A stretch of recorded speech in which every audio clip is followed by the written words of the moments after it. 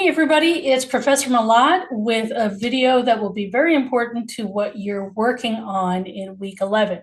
Um, our summer term is a little shortened. Usually we have about 14 to 15 weeks in a regular semester, but the summer term here for this class is only 13 weeks long. So we're in week 11, then we have week 12 and week 13, and then we're done. Not to make you panic, but that's what you're up against. So it's really important that you grasp what you are trying to do with your research on discourse communities. So we've been talking about Lexis, we've been talking about discourse communities, you've been thinking about discourse communities that you're a part of and what you want to research. And now this is the week where you're going to pin that down in the research proposal.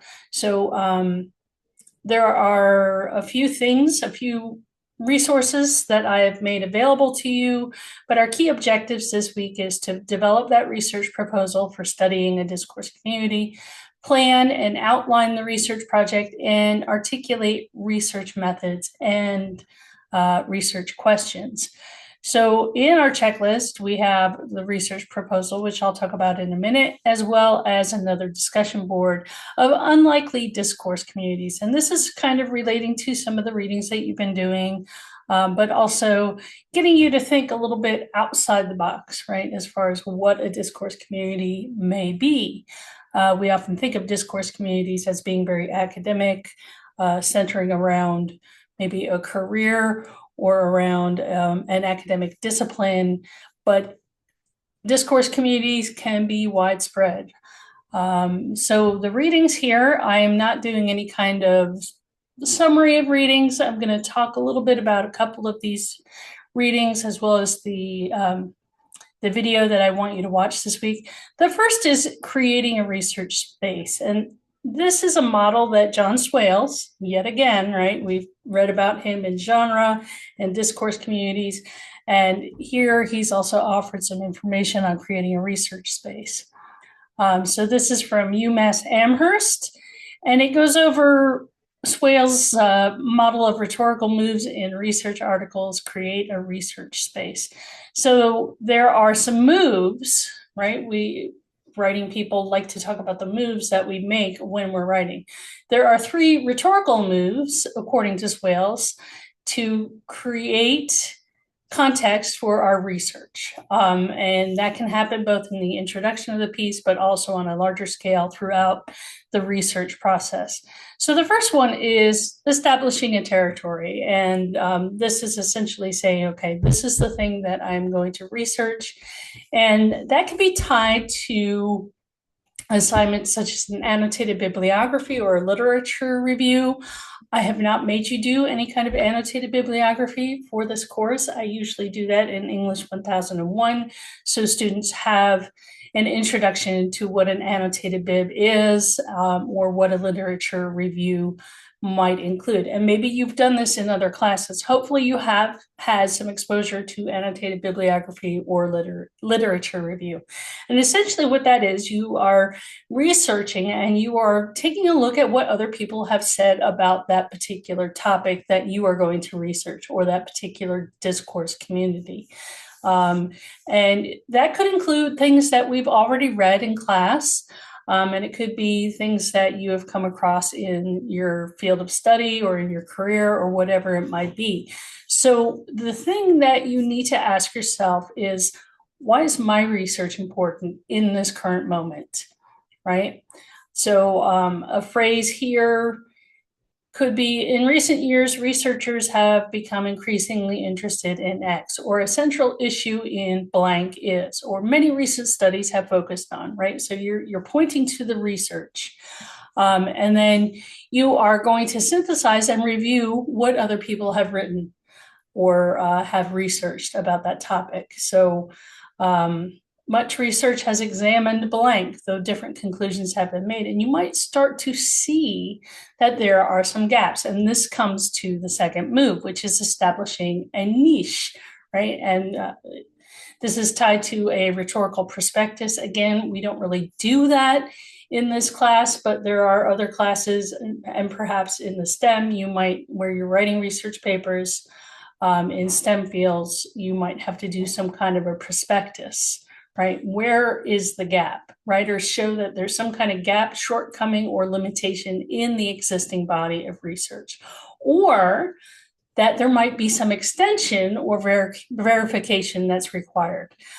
So a limitation here for the example is, however, these studies have failed to recognize the blank, or an extension X has been extensively studied. However, less attention has been paid to. So you could think of, people have been focusing on this aspect of discourse communities, but I feel it's important to take a look at this aspect, right?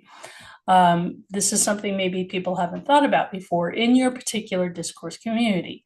And that takes us to the third move, which is occupying a niche, and that's related to the research proposal. So you figure out where your part of the conversation fits in, how you can insert yourself, how you are going to resolve that gap or shortcoming or the limitation in the existing body of work, the existing conversation. So how can you bring your own unique perspective and experience to this research, right? So the purpose of this investigation is to blank, or to focus my research, I will ask the following questions. So again, you can see the references down at the bottom that were based for this handout, creating a research space. And then you can also watch from Purdue OWL. It's a very short video, 4.5 minutes, which also talks about creating a research space. So the research proposal, let's take a look at that assignment. It's important to take a look at it and understand the various things that I will be looking at for your proposal. So you've explored your chosen discourse community, you've been writing, think about it, writing discussion board posts, so on and so forth, and maybe even conducting some preliminary research, and you're gathering some ideas in the form of a research proposal. So for this kind of a proposal, readers assume that through the preliminary research you've been conducting, you've developed a position on your discourse community that you want to explore further, and that will result in an extended essay. So here are some of the things that I'm looking for. You need to have a working title. It can't be discourse community research proposal. I want you to start thinking about a title that will intrigue the reader and invite them in to want to read, right? Then some kind of an introduction that discusses your chosen community and your working thesis that's supported by reasons for your position. So again, you're going to go back to that creating a research space. I had to think about the title for a second. Creating a research space, and think about what your main argument is and what your reasons are for your position. And then you're going to have a discussion section, and I'll show you the example from a student who graduated with honors, a discussion section where you identify the context in which the question is situated. So to what conversation are you adding your voice? What have other people said about the topic or the question? I want you to draw on the research and the reading that you've done so far and think about what kind of information is going to be important for somebody who is an outsider, right? I'm not a member of your discourse community, and other people in the class aren't a member of your discourse community. So I want you to think about what your possible niche is, as well as how your community fulfills SWAL's criteria with examples if possible. And you've already done some of the footwork here, right? You've done this in the short writes, and you've done this in discussion posts. So you're just going to kind of synthesize some of that work that you've already done in a more formal proposal. Then you're going to have a methodology section where you outline the trajectory of your paper. And I know that sounds kind of overwhelming, especially if you haven't done many formal research papers. How are you going to organize your paper? What path will it follow? What other research do you need to do in order to finish the paper, right? Here, you can also include references to your research methods. Are you going to do some kind of field work where you are observing the discourse community? Are you going to interview somebody? Are you going to create a survey, visits to chat rooms, gaming, whatever is applicable to your community? And this would also be the section where you troubleshoot the research project, or you weigh the benefits and drawbacks of certain types of sources. So if you are thinking about interviewing somebody, you have to think of the benefits and drawbacks of that, right? Will that person be available? Will there be enough time to conduct the interview? What are the questions you're going to ask? Bias, so on and so forth. You want to make sure that your reader understands how your methodology and how your sources you've chosen are appropriate for your specific goals. Then I'd like you to include a biographical note. And again, some of you have already done this in the short write for choosing your discourse community. You have explained what your biographical experiences, it explains your interests, your background, and your expertise with regard to the topic. And then I'm also looking for a preliminary bibliography. So only 2 sources, right? Swales can be one of them. And then I want you to select another reading from the class that you will draw from in your research, properly documented according to your preferred format style. So remember, I am not requiring everybody to use MLA. That's the one that's most familiar to me. But if you are working in a field, if you're in a major, or your future field is APA or Chicago or some other kind of documentation style, then I want you to be using what is most familiar and most useful for you. So it should be written in first person, and you can use bolded section headings. So working title, introduction, discussion, methodology, by where I have it bolded. You can use bolded section headings if you want to. I'm looking for about 2 to 3 double-spaced pages, 12-point font. So that is the research proposal. I think I'll also put a link to the example proposal within this assignment page, just so you have the ease of access there when you're looking at it. So let me go back to the week. And here we have an example research proposal from Aidan Cornish Scott. It's actually a guy I know fairly well. Actually, I've known him most of his life, but he was not a student of mine, but I helped him work on this assignment. So, discourse community research proposal. We have the date, of course, the student's name, title, which is a working title, and we have the title, and then an introduction, which gives a little explanation, a little bit of background that introduces you more to the discourse community, how it works, how it fits in with Swales criteria. And then we have some research questions. That's always a good idea. So if you have some research questions, definitely include a section for that. Methodology. How is the student going to go about this? Goals, a biographical note. And yeah, so that's an example of a 2-page proposal. This is not double spaced, so it probably would have been closer to 4-page. But I think the research questions are really interesting. So what exactly determines the group hierarchy? Where did many of the unspoken rules come from, and why? How does one rise to become the head of this group? What kind of opportunities for personal growth does a member of this group provide the individuals? What kind of personalities become part of this group? I like a lot of these questions. And how has COVID-19 impacted this discourse community? Now, keep in mind, this was written in 2021. So you can still look at things through the lens of COVID-19, especially if you are in a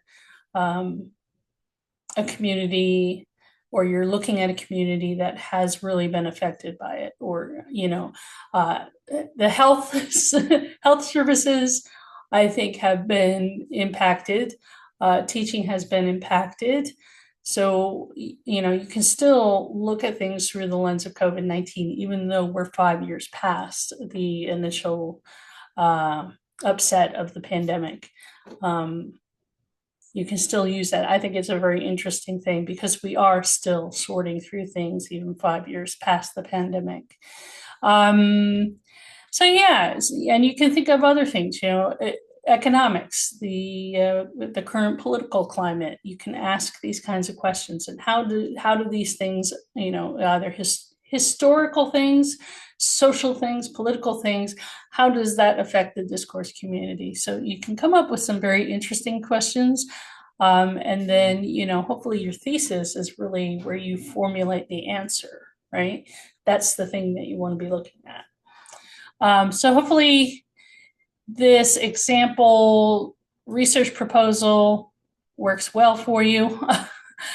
And then what else do we have this week? Just making sure I'm not forgetting anything. So yeah, the research proposal, creating a research space, the example proposal. Oh, let's take a look at the unlikely discourse communities. Yeah, this is just kind of an end of the end of the term questions that I came up with. Brainstorm some groups that you think might be discourse communities, but they might not immediately come to mind as such. So, I mean, I think it's very easy for us to tie discourse communities to academics or to careers, but absolutely there are other types of discourse communities. So again, I want you to think about the things that you've already been reading in class and how there are many, and you've had examples of different types of discourse communities, hobbies, so on and so forth. So I want you to think about that and brainstorm your ideas. So everything is due on the 27th. Of course, the follow-up responses to 2 peers the following Wednesday, July 30th. Is that correct? I think it is, yes. And then we don't have much time left, right? Crazy, crazy. The summer has flown by. So if you have any questions for me, please do not hesitate to reach out. You know how to get in touch with me. And again, if you are struggling with some assignments, either wrapping your head around it or you just need some extra assistance, we do have wonderful tutors at the Academic Writing Center, which is part of Learning Commons. And there are links to get to Learning Commons in the Claremont student resources. It will point you to Claremont, and but there are also, you will find, once you get to the Claremont Academic Writing Center page, there are also links to the main UC Learning Commons, and you can do virtual appointments with them. So, and it doesn't even have to be face-to-face. You could just submit a paper and they will respond to you with some feedback. So it's a free service. It's silly not to take advantage of it if you are a student who is still a little bit hesitant as to how to write and what to write and how to get it done, right? So yeah, Learning Commons, fantastic tutors. So please take advantage of it.